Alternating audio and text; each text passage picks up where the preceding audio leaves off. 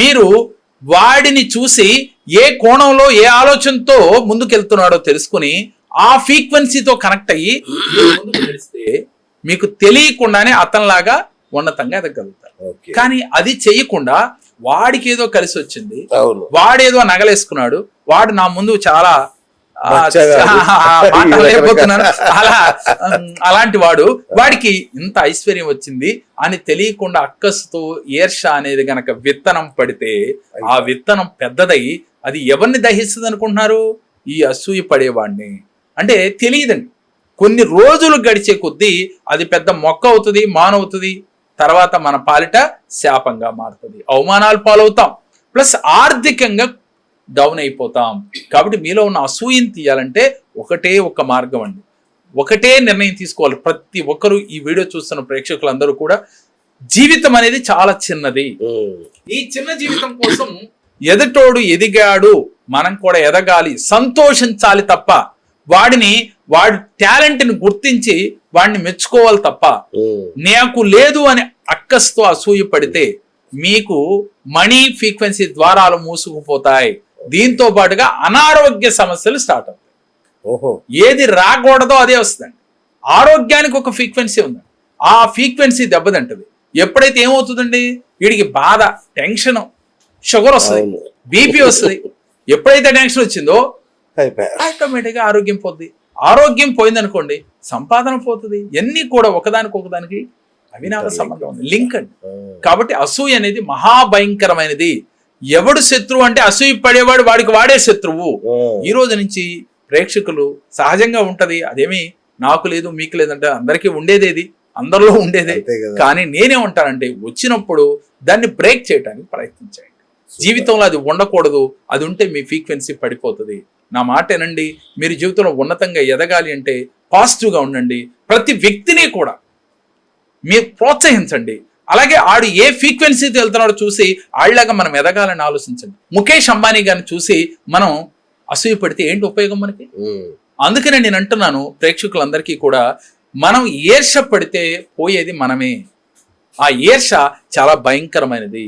కాబట్టి ఈర్ష రాకుండా ఉండాలంటే మీరు ప్రతిరోజు కూడా ఒక్క 10 నిమిషాలు ధ్యానం చేయండి.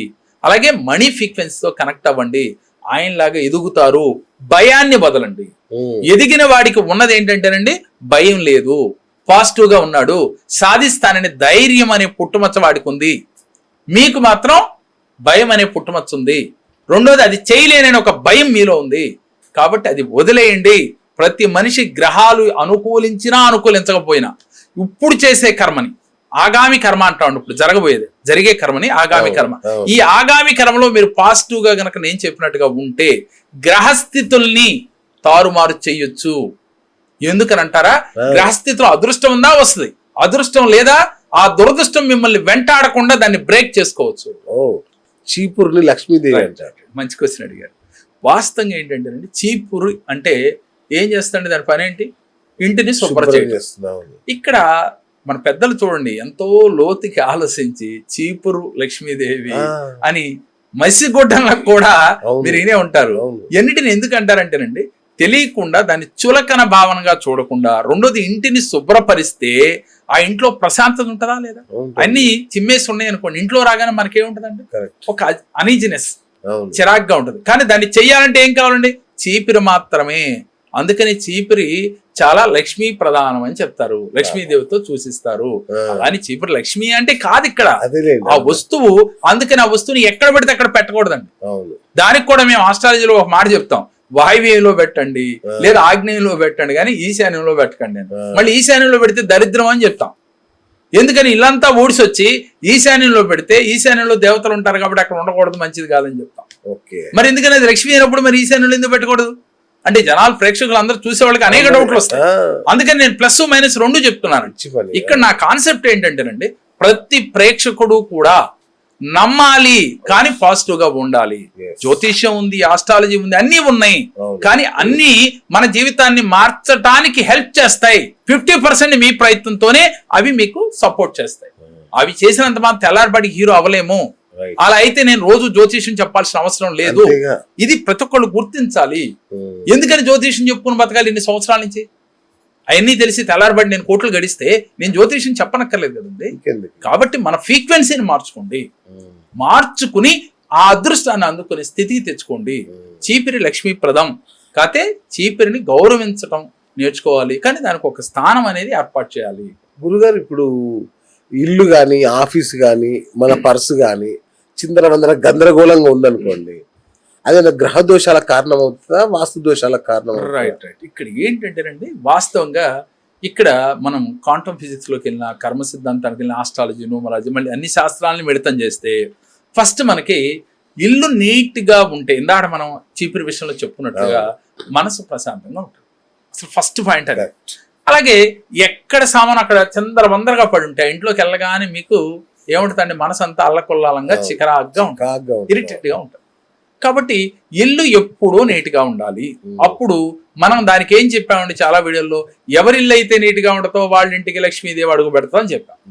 నిజంగా లక్ష్మీదేవి అడుగు పెడుతుందా అంటే, ఇల్లు నీట్గా ఉంటే లక్ష్మీదేవి అడుగు పెడతాదో లేదో నాకు తెలియదు, కానీ ఎలా ఉంటే అడుగు పెడతాదో చెప్తాను నేను. వాస్తవంగా ఇల్లు నీట్గా ఉంచుకుంటే ముందు మీ మనసులో పాజిటివ్ గా ఉంటది. మీ మనసు పాజిటివ్ గా ఆలోచించడం మొదలు పెడితే ఏమవుతుందండి, మీ ఆలోచనలు కరెక్ట్ గా ఉంటాయి. ఆలోచనలు కరెక్ట్ గా ఉంటే నిర్ణయాలు కరెక్ట్ గా ఉంటాయి. నిర్ణయాలు కరెక్ట్ గా ఉంటే మీ ఫైనాన్షియల్ కానీ ఏదైనా సరే మీ భవిష్యత్తుకి బంగారు బాట వేస్తారు మీరే. కాబట్టి ఇల్లు నీట్ గా ఉంటే దానికి దీనికి లక్ష్మీదేవి ముడి పెట్టమనకాల రహస్యం అది. ఇకపోతే కట్ చేస్తే పర్సు గురించి అడిగారు మీరు. ఈ పర్సులో చాలా మంది బిల్లులు, టికెట్లు, ట్రైన్ టికెట్లు, రకరకాల కాగితాలన్నీ కూడా మడతపెట్టి దాంట్లో పెడతారు. ఇక్కడ మనం ఏమన్నామండి, డబ్బుని లక్ష్మీప్రదం అని చెప్తున్నాం, డబ్బు లేనిదే జీవితం లేదని చెప్పుకుంటాం. అదే డబ్బు దాంట్లో పెడతారు, దాన్ని తీసుకెళ్లి ఫ్యాంట్ వెనకాల జేబులోనే ఎక్కడ పెడితే అక్కడ పెడతా ఉన్నారు. ఇలా పెట్టడం వల్ల లక్ష్మీదేవిని మనం ఫ్రీక్వెన్సీని మిస్ అవుతాం. ఓకే. కాబట్టి డబ్బుని ఎప్పుడూ కూడా కాగితాల్లోనూ ఎడాపడ పెట్టకూడదండి. బీరువాల్లో పెట్టేటప్పుడు కూడా డబ్బు, వెండి, బంగారం కలిపి కూడా పెట్టకూడదు. ఎందుకని, బంగారంలో కలిపురుషుడు ఉంటాడు. కలిపురుషుడు ఉంటే డబ్బు ఖర్చు వృధా ఖర్చులు అవుతుంటాయి వాళ్ళకి ఆస్ట్రాలజీ ప్రకారం. అందుకని డబ్బును వేరే పెట్టాలి, బంగారం వేరే పెట్టాలి. డబ్బు పెట్టే చోట సుగంధ ద్రవ్యాలతో పెడితే, అంటే లక్ష్మీదేవి యొక్క సహోదరుడైన దక్షిణావత శంఖము, లక్ష్మీ గొవ్వలు, గోమతీ చక్రాలు, గల్లుప్పు, ఇలాంటివన్నీ, కస్తూరి పసుపు, ఇలాంటి కలిపి పక్కన పెడితే, అంటే సుగంధ ద్రవ్యాలతో గనక పెట్టినట్లయితే లక్ష్మీదేవి ఆగమనం జరుగుతుంది, స్థిర నివాసి ఉంటుందని గత వీడియోలో కూడా మనం చెప్పుకున్నాం. కాబట్టి ఇదే లక్ష్మీదేవిని మనం ఏం చేస్తున్నాం, కాగితాల మధ్యలో పెట్టి ప్రయాణాలు చేస్తా ఉన్నాం. అలా పెట్టడం వల్ల మీకు వృధా ఖర్చులు అవుతాయి. ఓకే, వృధా ఖర్చులు అవుతాయో లేదో పక్కన పెడితే మనీ ఫ్రీక్వెన్సీని మీరు చేరుకోలేరు. ఎప్పుడైతే మనీ ఫ్రీక్వెన్సీ మీకు లేదో జీవితంలో మీరు ఉన్నతంగా ఎదగలేరు. ఇక్కడ మీరు ఇంకోటి అడిగారు, ఏమని, పర్సు కానీ ఇల్లు కానీ అన్నారు. ఇక్కడ ఫైనల్ గా మీకు చెప్తానన్నాను ఎలా కలవాలి. ఇల్లును నీట్గా ఉంచుకోవటం అనేది ఫస్ట్ పాయింట్ అండి.